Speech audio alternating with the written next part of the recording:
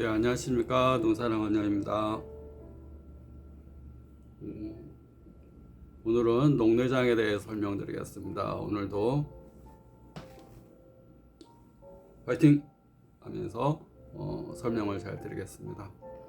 우리가 이제 녹내장은 대표적인 원인이 이제 안합성, 비안합성, 또 안합만 높은 경우 이렇게 구분을 하고, 또 안합 외적인 원인으로 이제 녹내장이 생기는 경우 이렇게 구분을 해서 치료를 하게 됩니다. 눈에는 눈 밖에는 이제 눈물이 있어서 일정하게 여기서 분비가 됩니다. 우리가 눈을 깜빡이는 게 1분에 20번 깜빡이면서 여기서 눈물샘에서 눈물이 이렇게 눈 깜빡임과 함께 눈물이 짜지면서 눈물이 각막과 결막에 산소 영양분을 공급하고 또 이물질과 균, 바이러스를 씻어내는 작용을 합니다. 그러면서 여기서 나와서 이렇게 해서 눈물이 들어가고, 또 똑같은 양의 눈물이 저 안에 모양체라는 쪽에서 눈물이 똑같이 이렇게 분비가 돼서 눈 안에 안방수라는 물이 이렇게 생성이 됩니다. 그래서 나와가지고 홍채와 모양체 사이에 우각이라는 통로, 솥불 모양의 섬유주라는 통로로 섬유주라는 통로로 그 눈물이 나가게 됩니다. 안에 있는 안방수도 이제 일정하게 눈의 압력을 유지해서 눈을 동그랗게 유지를 하게 되고, 또 안에 이 산소 영양분을 공급해서 안에 조직들이 건강하게 될 수 있게끔 합니다. 근데 안방수가 이제 나가는 섬유주가 갑작스럽게 맥히는 폐쇄각 녹내장, 그런 걸로 해서 급격한 시력 상실이 올 수가 있고, 그런 경우 이제 머리도 아프고 눈도 아프고 빠질 듯이 아프고 이런 증상들이 급격하게 옵니다. 시력저하도 급격하게 오게 됩니다. 서서히 섬유주가 좁아가면서 이제 안방수라는 통로가 좁아져서 시신경이 압력이 오르게 되는 경우, 그런 경우는 개방각 녹내장이라고 합니다. 그러니까 폐쇄각은 급격하게 확 맥혀버리는 거고, 개방각은 서서히 우리 눈물구멍이 맥히듯이, 밖에 눈물구멍이 맥히면 눈물이 밖으로 흐르듯이 저 안에 있는 섬유주라는 구멍이 서서히 좁아지게 맥히게 되면, 밖에 눈물은 맥히면 밖으로 흐르지만 저 안에 있는 섬유주가 맥히게 되면 눈물이 나갈 수가 없습니다. 그러니까 눈물의 양이 많아지니까 압력이 세지고, 그 압력이 시신경, 망막에 있는 시신경 쪽에 압박을 가하면서 시신경 손상이 오게 됩니다. 개방각 녹내장 그렇게 얘기합니다. 그러니까 폐쇄각 녹내장, 개방각 녹내장, 급격하게 맥혔느냐, 서서히 맥혀가느냐. 또 정상안압 녹내장이 있습니다. 안압은 정상인데 시신경이 너무 약한 경우, 시신경이 약해서 안압이 10에서 20일 사이가 정상안압인데, 그 안압에도 조금만 신경 쓰거나 무리하거나 또 노안으로 인해서 시신경이 얇아지거나 또 고도근시가 있어서 망막이 얇고 순환이 잘 안 되는 경우, 그런 경우 시신경 정상 안압이라도 시신경에 손상이 와서 이제 안압이 녹내장이 되는 경우가 있습니다. 또 안압만 높은 경우가 있습니다. 10에서 20일인데 녹내장은 아닌데 안압이 뭐 20 이상 나온다든가, 그런 경우는 정상 이 안압만 높은 경우, 고안압증. 근데 항상 안압이 높으면 시신경 손상이 올 수 있기 때문에 항상 안압을 내리는 치료를 이렇게 하게 됩니다. 그 다음에 다른 병증으로 인한 이제 녹내장이 될 수가 있는데, 병증이나 약물로 인한 녹내장이 될 수가 있는데, 우리가 대표적인 게 이제 포도막염이 이 상반부, 중반부, 하반부 생긴 부위에 따라서 이제 나타나는 증상이 들리는데, 중반부에 생기는 이제 포도막염은 이제 백내장, 녹내장의 원인이 됩니다.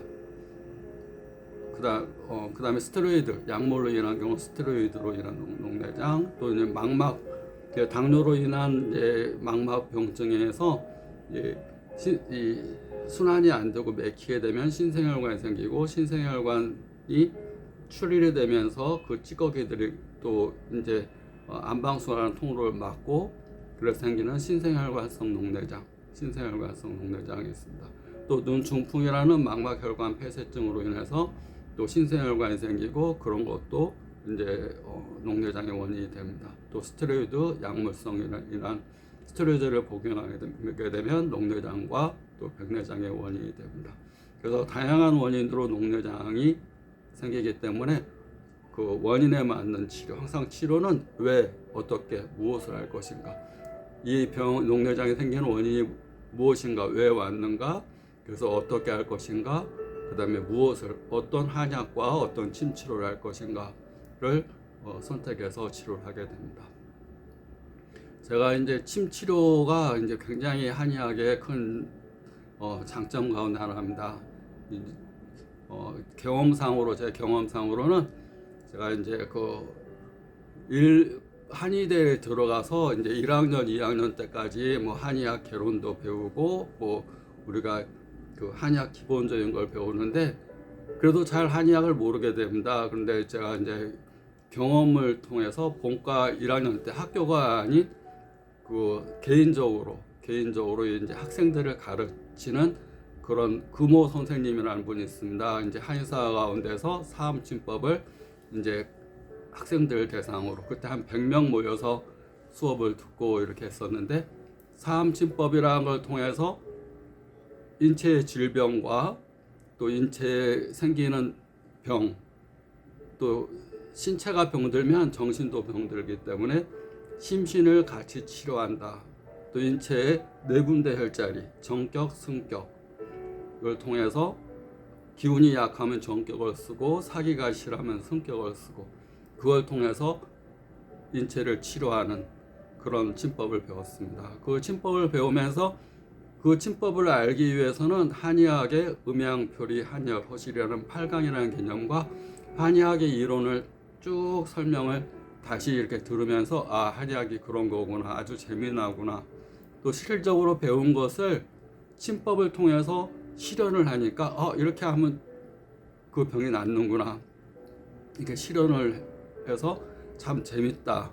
그리고 내 몸에 스스로 꽂아봅니다. 또 이제 파트너를 정해가지고 서로 상대방에 꽂아보기도 하고, 또 너무나 재미있어서 자기 몸에 그 혈자리에 침을 꽂아보기도 하고, 또 효과를 느끼기도 하고, 너무나 재밌게. 그래서 본과 1학년서부터 이제 졸업할 때까지 본과 4학년까지 금호 사암침법이라는 거에 매료가 돼서 푹 빠졌습니다. 한의학의 가장 큰 이제 그 좋은 점은 자연의 약초를 쓰는 한약을 쓴다는 거와, 그다음에 어떤 약물을 주사하는 주사요법보다도 수많은 인체 경험, 우리가 인류가 살아오면서 깨달은 것이 있다면 혈자리를 하나하나씩 발견해 나갔다는 겁니다. 인체 내에 360개 이상의 혈자리들이 있는데 그 하나하나 혈자리들을 우리가 경험을 통해서 깨닫고, 경험들이 체계화되면서 학문화되고, 학문이 실증을 통해서 검증돼 가서 계속 우리가 그 자리에 이렇게 놓으면 어떤 효능이라는 게 나타나, 리액션. 그러니까 이게 배우게 되고 배운 것들에 빠지게 되고, 그런 걸 통해서 한의학의 이 매료가 됩니다. 그러니까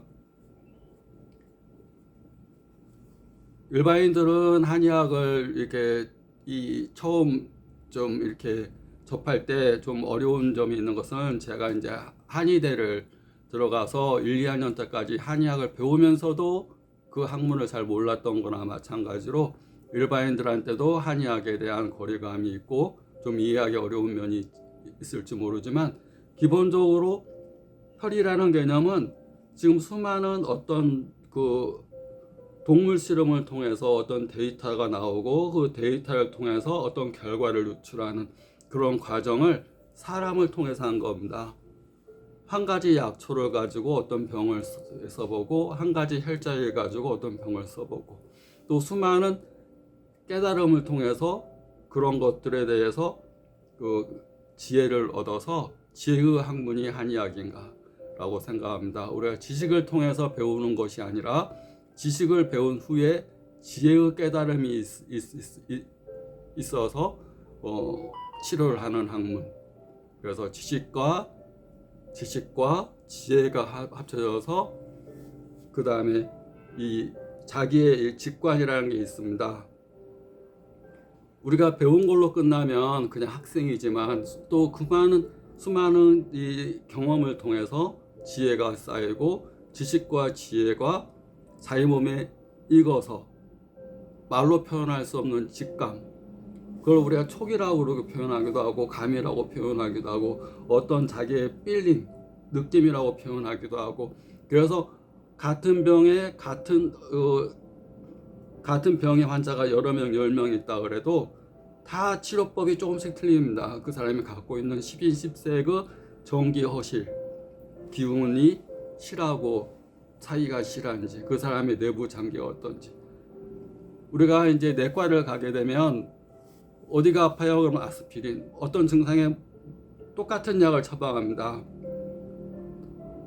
그 임상 실험을 통해서 어떤 약에 어떤 효과가 있다 그러면 어떤 환자가 오면 똑같은 약을 처방합니다. 그런데 한의학은 10인 10색이라고 그럽니다. 우리 체질이라는 걸 보고 또 한의사가 깨달았던 지혜와 지식이 합쳐진 직관, 촉, 감, 어떤 필링, 이런 걸 통해서 양량을 늘리기도 하고 줄이기도 하고 많이 쓰기도 하고 적게 쓰기도 하고, 또 환자 약 복용법을 어떤 사람은 하루 3개 먹기도 하고 어떤 사람은 2개 먹기도 하고 어떤 사람은 하루 1개를 조금씩 입 적시듯이 먹기도 하고, 또는 약이 진하면 물을 타서 먹기도 하고, 이런 융통성, 유연성, 또 개인에 맞는, 약이 중심이 아니라 환자 개인에 맞는 이런 약 복용법, 이런 것들이 한의학에만 있다고 볼 수가 있습니다.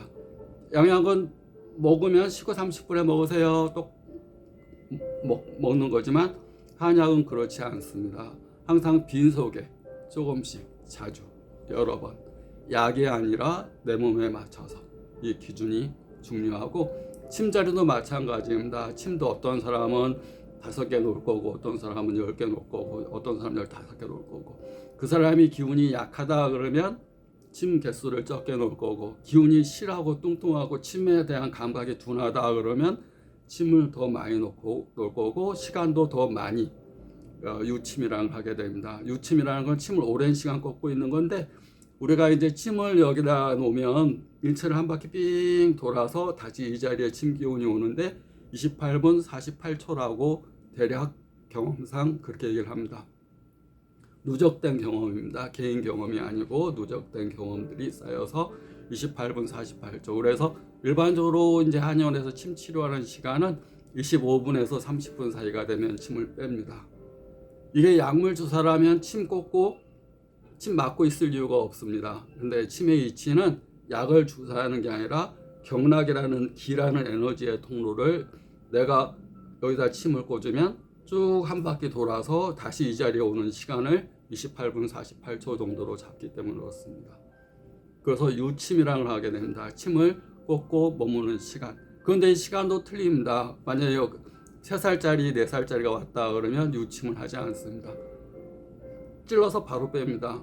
찔러서 바로 빼고, 또 연세가 너무 많은 분들, 기운이 너무 약한 분들은 한 5분, 10분 만에 침을 빼고, 침도 깊게 찌르지 않고 살짝 톡 찌르고 침도 빨리 뺍니다. 젊은 사람이 와도 침에 예민하고 기운이 약하다, 굉장히 자극에 예민하다 그러면 깊이 찌르지 않고 살살 톡. 침의 깊이가 어떤 사람은 많이 들어가고 어떤 사람은 조금 들어가고 어떤 사람은 침 시간을 길게 하고 어떤 사람은 짧게 하고, 이게 한의학입니다. 내과를 갔다고 생각하면, 내과나 다른 병원에 갔다고 생각하면 이런 개념이 없습니다. 개인에 맞는 어떤 처치나 대응법, 그